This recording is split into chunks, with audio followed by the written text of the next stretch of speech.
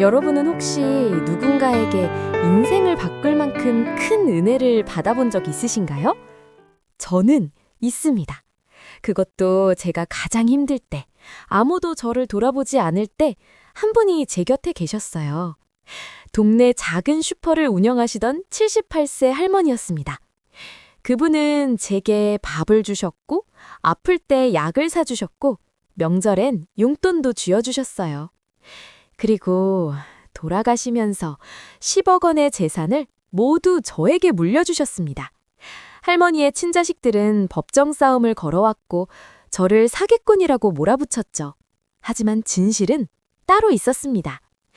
안녕하세요. 저는 올해 27세 서울에서 작은 회사에 다니고 있는 이지우라고 합니다. 제가 오늘 들려드릴 이야기는 5년 전 제가 대학생이었을 때부터 시작됩니다. 저는 고아였습니다. 부모님이 누구인지도 모릅니다. 제가 기억하는 건 보육원 뿐이에요. 5살 때부터 18살까지 13년을 보육원에서 자랐죠.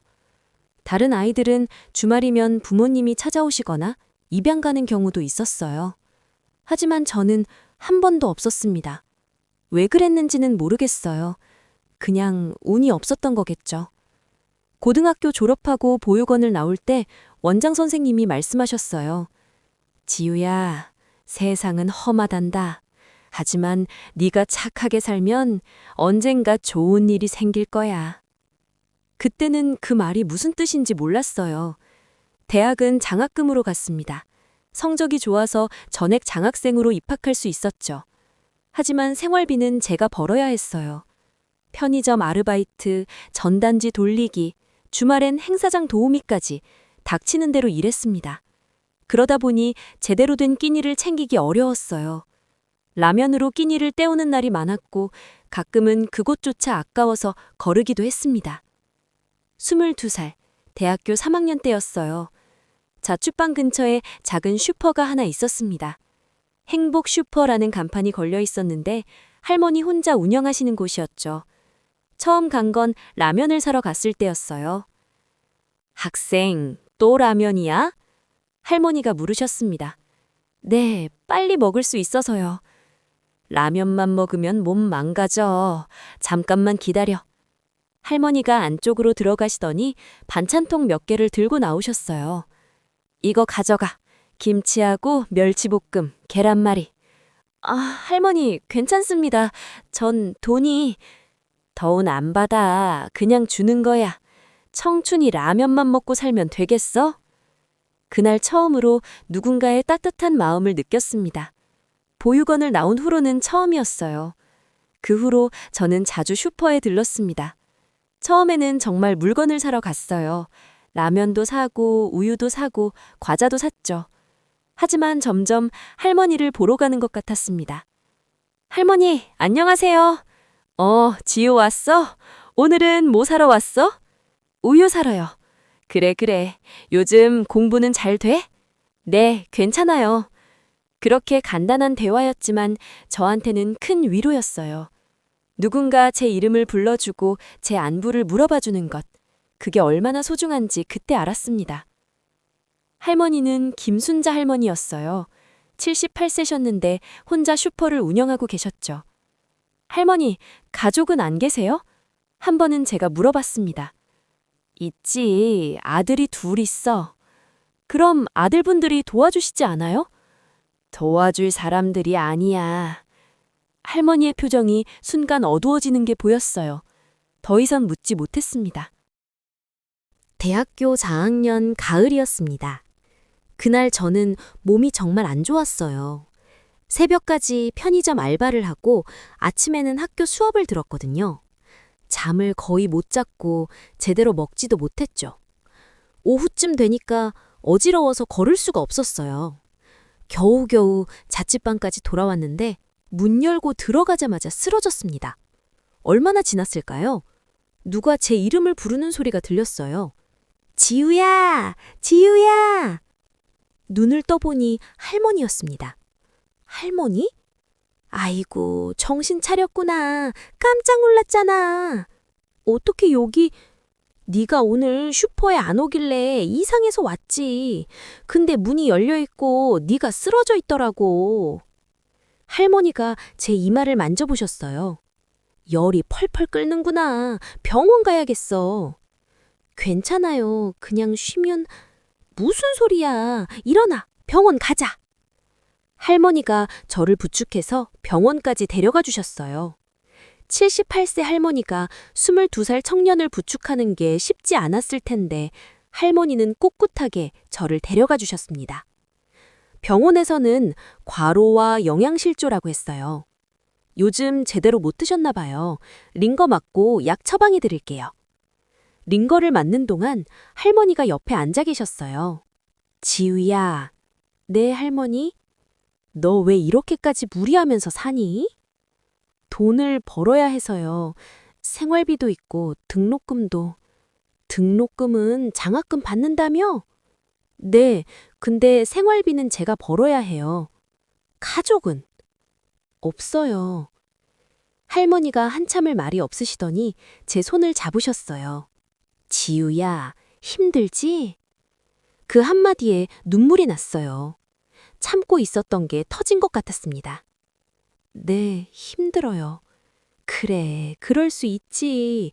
혼자 사는 게 얼마나 힘든데. 할머니, 저 왜 이렇게 사는 걸까요? 부모님은 왜 저를 버렸을까요?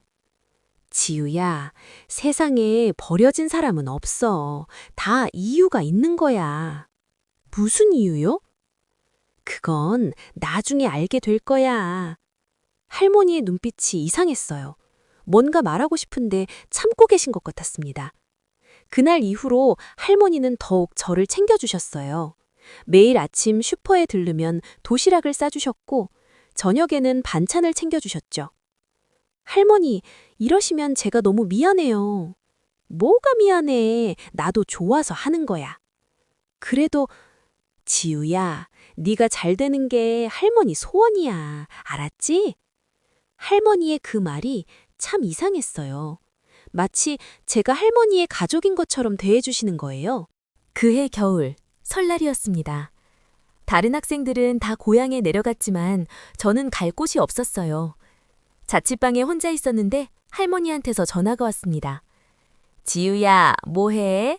아, 할머니, 그냥 집에 있어요. 혼자? 네. 그럼 슈크로 와. 할머니랑 같이 떡국 먹자. 괜찮아요, 할머니. 할머니도 가족분들이랑 계셔야죠. 나 혼자야. 와. 할머니 목소리가 단호했어요. 슈퍼에 가니 할머니가 작은 상을 차려놓고 계셨습니다. 떡국, 전, 나물. 소박하지만 정성스러운 명절 음식이었어요. 자, 앉아. 같이 먹자. 할머니, 왜 그래? 떡국 식기 전에 먹어. 그날 먹은 떡국은 정말 맛있었습니다. 아니, 맛있다기보다는 따뜻했어요. 22년 인생에서 누군가와 명절을 함께 보낸 건 처음이었거든요. 할머니, 정말 감사합니다. 뭘? 이것도 못해줘서 미안하지. 아니에요. 저한테는 너무 큰 선물이에요. 할머니가 저를 물끄러미 보시더니 눈가가 붉어지셨어요. 지우야, 너 정말 착한 애야. 네? 세상에 착한 사람한테는 복이 온다. 꼭 그럴 거야.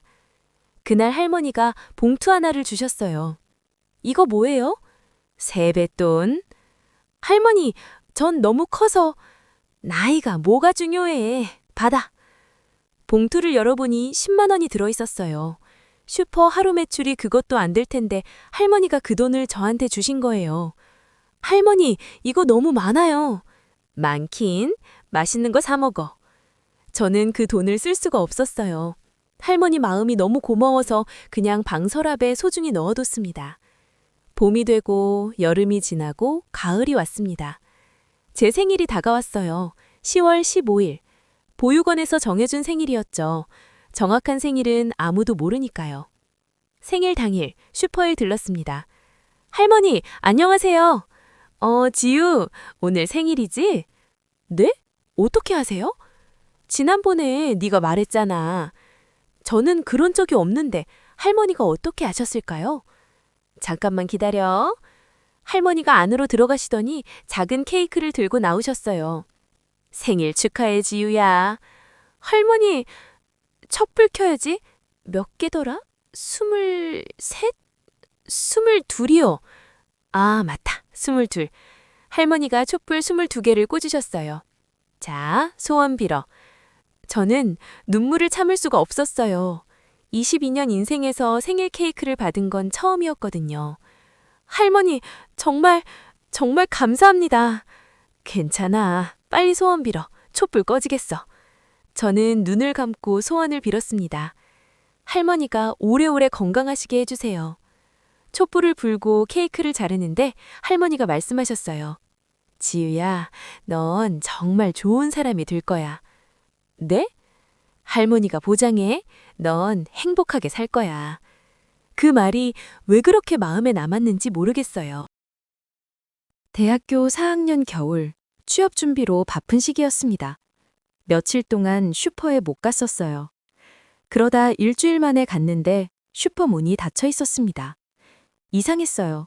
할머니는 항상 문을 열어놓으셨거든요. 혹시나 해서 할머니 집 전화번호로 전화를 걸었습니다. 할머니가 예전에 혹시 모르니까 라면서 번호를 알려주셨거든요. 여보세요? 할머니 목소리가 힘이 없었어요. 할머니, 저 지우예요. 슈퍼 문이 닫혀 있어서요. 괜찮으세요?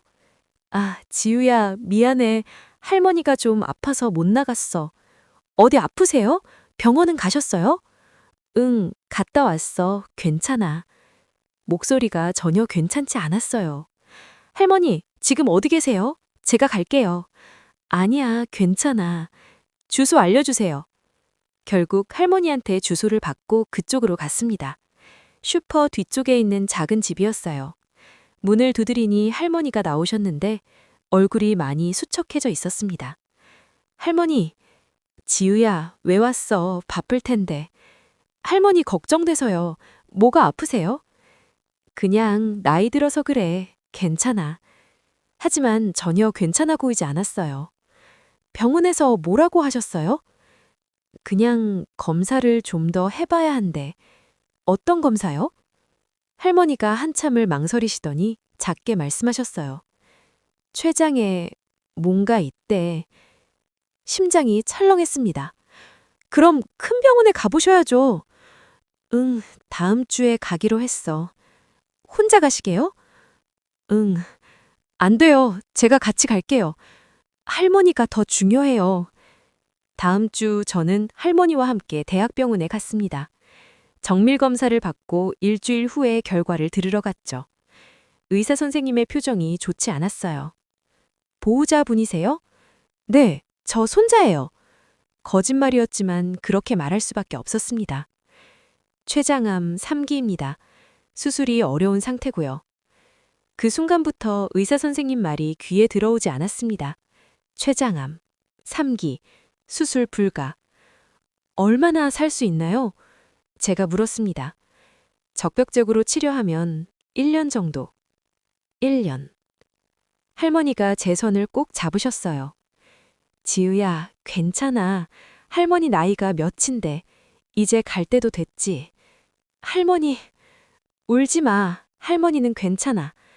하지만 할머니 손이 떨리고 있었습니다. 그날부터 저는 할머니를 더 자주 찾아뵈었어요. 취업 준비도 중요했지만 할머니가 더 중요했거든요. 슈퍼는 문을 닫았습니다. 할머니가 더 이상 일을 할 수 없었거든요. 저는 할머니 집에 가서 청소도 해드리고 장도 봐드리고 식사도 챙겨드렸어요. 지우야, 네가 왜 이렇게까지 해줘? 할머니가 저한테 해주신 거 생각하면 이거라도 해야죠. 고마워. 아니에요. 제가 더 감사하죠. 어느 날 할머니가 말씀하셨어요. 지우야, 할머니한테 할 말이 있어. 네, 할머니. 사실은 할머니가 말을 꺼내려다 멈추셨어요. 아니야, 나중에 얘기할게. 무슨 말씀이세요? 나중에, 꼭 나중에 해줄게. 할머니의 표정이 복잡했습니다. 졸업을 앞둔 2월이었습니다. 할머니의 상태가 급격히 나빠졌어요. 병원에 입원하셨는데 의식이 흐려지는 날이 많아졌습니다. 어느 날 밤 병원에서 전화가 왔어요. 보호자분이세요? 지금 빨리 오세요. 달려갔습니다. 할머니가 산소 마스크를 쓰고 누워 계셨어요. 할머니가 저를 보시고는 마스크를 벗으려고 하셨어요. 할머니, 그러시면 안 돼요. 지우야, 가까이 와. 저는 할머니 곁으로 다가갔습니다. 할머니가 할 말이 있어. 네, 할머니, 말씀하세요. 미안해, 지우야. 왜요? 왜 미안해요? 할머니가 너한테 못해준 게 많아서. 아니에요. 할머니는 저한테 너무 많이 해주셨어요. 지우야, 너 사실은. 할머니가 말을 하려다가 기침을 하셨어요. 할머니, 괜찮아. 지우야, 서랍에 편지. 편지요? 나중에 읽어봐. 할머니, 무슨 말씀이세요? 할머니가 제 손을 꼭 잡으셨어요. 지우야, 행복하게 살아. 할머니, 안 돼요. 이러시면 안 돼요. 고마웠어. 정말. 그리고 할머니의 손에서 힘이 빠졌습니다. 할머니! 의료진이 달려왔지만 이미 늦었어요. 2024년 2월 18일 오후 11시 47분. 김순자 할머니는 78세의 나이로 돌아가셨습니다. 저는 그 자리에서 한참을 울었어요. 평생 처음으로 가족처럼 대해주신 분이었거든요. 장례식은 조촐하게 치렀습니다. 조문객이 거의 없었어요. 그런데 이틀째 되는 날 중년 남자 2명이 나타났습니다. 50대쯤 되어 보이는 정장을 입은 남자들이었어요. 실례지만 누구세요? 제가 물었습니다. 우리는 고인의 아들들입니다. 아들? 할머니가 아들이 둘 있다고 하셨던 게 기억났어요. 그럼 왜 이제 오세요? 할머니가 돌아가신 지 이틀이나 됐는데? 바빴어요. 그리고 당신은 누구죠? 저는 할머니가 잘 아시던 슈퍼 단골이었나 보네요. 고맙습니다. 그 남자들의 태도가 이상했어요. 어머니가 돌아가셨는데 슬퍼하는 기색이 전혀 없었거든요. 장례식이 끝나고 사모제를 지낼 때였습니다. 정장을 입은 남자가 나타났어요. 이지우 씨 맞으십니까? 네, 그런데요. 저는 법무법인 정의 소속 변호사 김태연입니다. 고 김순자 여사의 유언 집행인입니다. 유언 집행인이요? 네, 고인께서 유언장을 남기셨습니다. 변호사가 서류 가방을 열었어요. 할머니의 2 아들도 다가왔습니다. 유언장이요? 어머니가? 네, 2023년 11월에 작성하신 공정증서 유언장입니다. 변호사가 유언장을 꺼냈어요. 낭독하겠습니다. 유언. 나 김순자는 정신이 온전할 때 이 유언장을 작성한다. 1. 서울시 마포구 소재 슈퍼 건물. 시가 약 7억.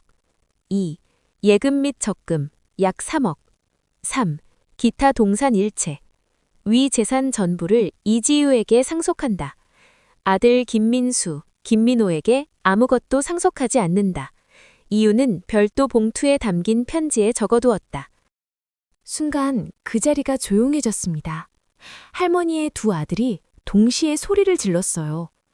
이게 무슨 소리예요? 어머니가 친아들 2을 두고 남한테 재산을 다 준다고요?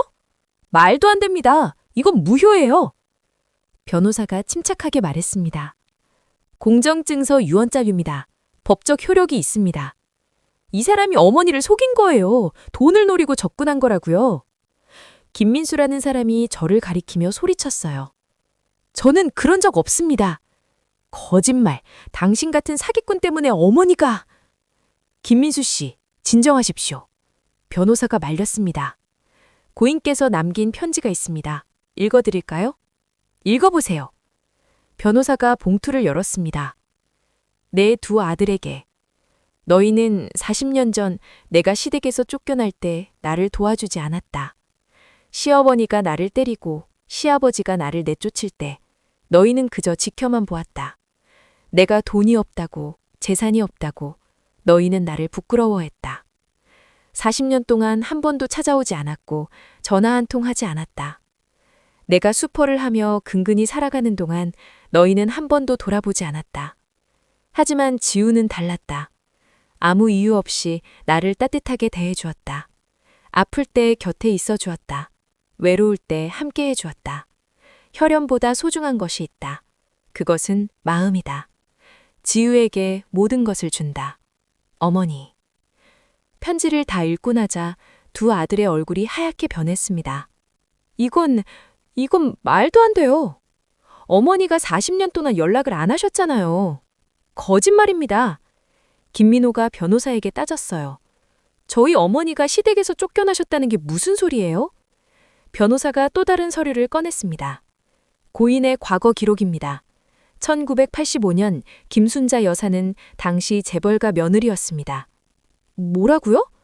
성광그룹 창업주의 셋째 며느리였습니다.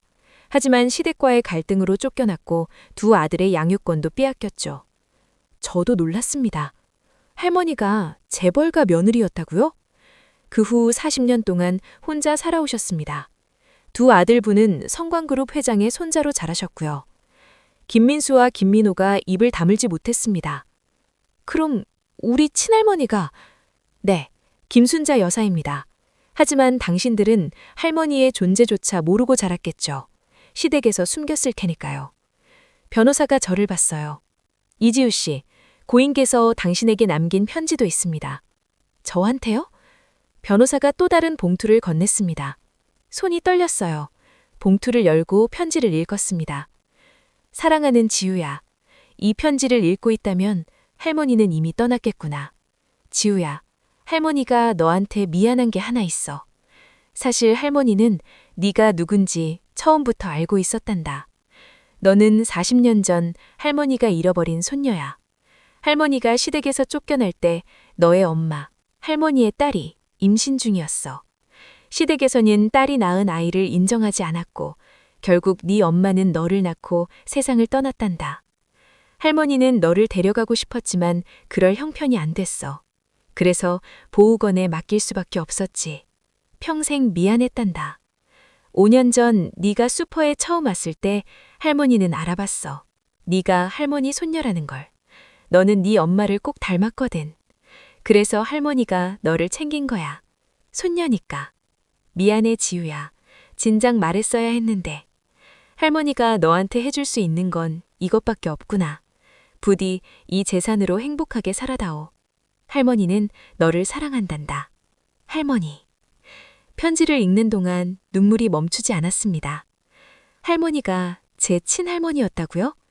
그래서 그렇게 저를 챙겨주신 거였어요. 손녀니까. 거짓말이에요. 김민수가 소리쳤습니다. 그 사람이 손녀라는 증거가 어디 있어요? 변호사가 마지막 서류를 꺼냈습니다. DNA 검사 결과입니다. 고인께서 돌아가시기 3개월 전에 의뢰하셨습니다. DNA 검사 결과 피겸사자 김순자, 할머니, 피겸사자 이지우, 손녀 추정. 결과 99.99% 일치. 관계, 조손관계 확실. 서울대학교 의과대학 범위의학교실. 그 서류를 보는 순간 저는 주저앉았습니다. 할머니, 정말이었어요. 할머니는 제 친할머니였던 거예요. 22년 동안 가족이 없다고 생각했는데 가족이 있었던 거예요. 그것도 제 곁에 계셨던 거죠. 김민수와 김민호는 할 말을 잃었습니다. 이건 말도 안 돼요. 법적으로 문제 없습니다. 유언장도 유효하고 DNA 검사 결과도 명확합니다. 변호사가 단호하게 말했어요. 이지우 씨는 고인의 적법한 상속인입니다. 김민수가 저를 노려봤어요. 당신, 처음부터 알고 접근한 거죠? 아니에요. 저도 방금 알았어요. 거짓말. 어떻게 우연히. 정말이에요. 저는 할머니가 그냥 좋은 분이라고만 생각했어요. 김민호가 비웃었습니다. 좋은 분? 40년 동안 우리를 버린 사람이? 버린 게 아니에요. 할머니가 쫓겨나신 거잖아요. 그래도 친아들인데 한 번이라도 찾아올 수 있었잖아요. 할머니는 찾아가고 싶었을 거예요. 하지만 시댁에서 막았겠죠. 두 사람과 언성이 높아졌습니다. 변호사가 끼어들었어요. 두 분, 진정하십시오. 법적 절차는 끝났습니다. 더 이상 다툴 이유가 없습니다. 우리는 소송할 거예요. 김민수가 소리쳤어요. 유언장이 유효하다고 해도 우리는 유류분 청구권이 있어요. 유류분 청구는 가능합니다. 하지만 변호사가 다른 서류를 보여줬어요. 고인께서 생전에 두 아들분께 이미 충분한 재산을 증여하셨습니다. 각각 5억씩이요. 뭐라고요? 1990년대 두 분이 사업 시작할 때 미천으로 주신 겁니다. 그 기록이 다 남아 있습니다. 김민수와 김민호는 더 이상 할 말이 없었습니다. 결국 두 사람은 장례식장을 나갔어요. 돌아서며 김민수가 한마디 던졌습니다. 당신이 뭘 했든 우리 어머니는 돌아오지 않아요. 돈이나 잘 쓰세요. 그 말에 화가 났어요. 저는 돈 때문에 할머니를 챙긴 게 아니에요. 그래요? 그럼 뭐 때문에? 사랑하니까요. 할머니가 제한테 유일한 가족이었으니까요. 김민수가 비웃었습니다. 가족? 피도 안 섞인 줄 알고 지낸 사람이? 피보다 중요한 게 마음이에요. 할머니 편지에도 그렇게 써 있잖아요. 더 이상 대답이 없었어요. 두 사람은 그대로 떠났습니다. 그 일이 있고 1년이 지났습니다. 저는 할머니가 남겨주신 재산으로 대학원에 진학했어요. 슈퍼 건물은 팔지 않고 그대로 두었습니다. 대신 1층을 작은 도서관으로 만들었어요. 행복 도서관이라는 이름을 붙였습니다. 할머니의 슈퍼 이름에서 따온 거예요. 가난한 학생들이 무료로 이용할 수 있는 도서관이었죠. 공부방도 만들고 간식도 제공하고 가끔은 학습 멘토링도 해줬어요. 할머니가 저한테 해주셨던 것처럼요. 도서관 한쪽에는 할머니 사진을 걸어뒀습니다. 고 김순자 할머니를 기리며 혈연보다 소중한 것은 마음입니다. 어느 날 도서관에 한 학생이 찾아왔어요. 대학생으로 보이는 여학생이었습니다. 여기 이용해도 되나요? 네, 누구나 이용할 수 있어요. 감사합니다. 저 자취하면서 공부할 곳이 없었거든요. 그 모습이 5년 전 제 모습과 똑같았어요. 혹시 식사는 하셨어요? 아직이요. 잠깐만 기다리세요. 저는 뒤쪽 부엌으로 가서 김밥을 싸왔어요. 이거 드세요. 감사합니다. 근데 돈 안 받아요. 그냥 드리는 거예요. 정말요? 네, 저도 예전에 누군가한테 이렇게 도움을 받았거든요. 그 학생이 눈물을 글썽였어요. 감사합니다. 그 모습을 보면서 할머니 생각이 났습니다. 할머니도 저를 보면서 이런 기분이셨겠죠. 누군가를 도와준다는 것, 그게 얼마나 따뜻한 일인지 이제 알 것 같았어요. 6개월 후 김민수 씨한테서 연락이 왔습니다. 이지우 씨, 한번 만날 수 있을까요? 네? 무슨 일로요? 어머니 무덤에 같이 가고 싶어서요. 뜻밖이었어요. 약속 장소에서 만났는데 김민수 씨의 표정이 많이 달라져 있었습니다. 그동안 생각을 많이 했어요. 네? 어머니 편지를 계속 읽었어요. 그리고 깨달았죠. 제가 얼마나 나쁜 아들이었는지. 김민수 씨의 눈이 붉어졌어요. 40년 동안 한 번도 찾아뵙지 않았어요. 아니, 찾아뵐 생각도 안 했죠. 저는 제가 부유한 집안의 손자라는 게 자랑스러웠어요. 가난한 어머니가 있다는 걸 알았어도 아마 외면했을 거예요. 그런데 당신은 달랐어요. 아무 이유 없이 어머니를 챙겼죠. 김민수 씨가 고개를 숙였습니다. 미안합니다. 그리고 고맙습니다. 어머니 마지막을 함께 해줘서. 저야말로 감사하죠. 할머니 덕분에 여기까지 왔으니까요. 그날 우리는 함께 할머니 산소에 갔습니다. 김민수 씨와 김민호 씨, 그리고 저. 세 사람이 나란히 절을 올렸어요. 어머니, 늦었지만 왔습니다. 김민수 씨가 울먹였어요. 용서해 주세요. 못난 아들이. 저도 덩달아 눈물이 났습니다. 할머니, 지우 왔어요. 할머니가 주신 돈으로 도서관 만들었어요. 할머니처럼 어려운 사람들 도와주고 있어요. 바람이 불었어요. 마치 할머니가 대답하시는 것 같았습니다. 그래, 잘했어, 우리 지우. 산소를 내려오면서 김민수 씨가 말했어요. 이지우 씨, 도서관 일 도와드릴 수 있을까요? 네? 저도 뭔가 하고 싶어요. 어머니를 위해서. 그러시면 감사하죠. 그 후로 김민수 씨와 김민호 씨는 가끔 도서관에 왔어요.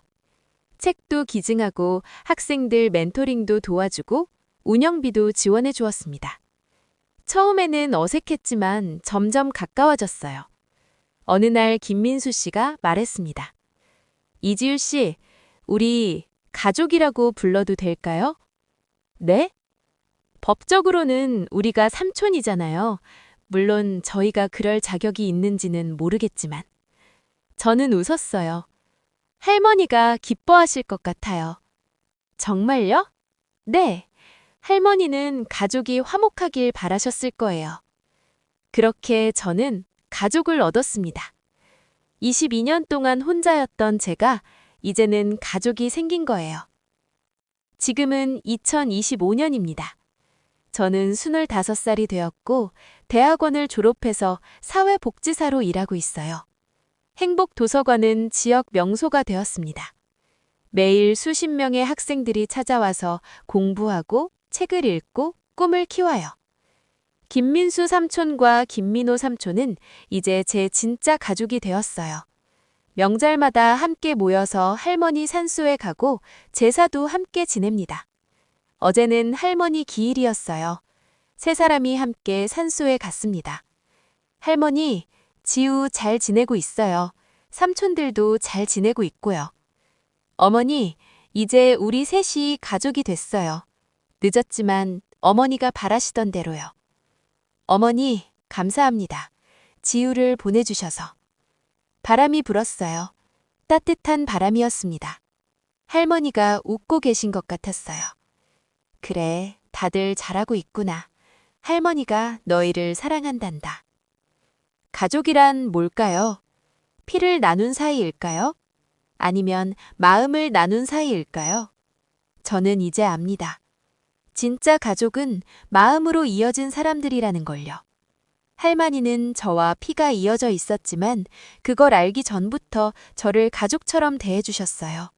그게 진짜 사랑이었던 거죠. 여러분도 혹시 주변에 힘든 사람이 있다면 작은 관심이라도 베풀어 주세요. 그 작은 관심이 누군가의 인생을 바꿀 수 있습니다. 제 인생이 그랬으니까요. 할머니, 감사합니다. 그리고 사랑합니다. 오늘 사연 여기까지입니다. 다음에 더 좋은 사연으로 찾아뵙겠습니다. 감사합니다.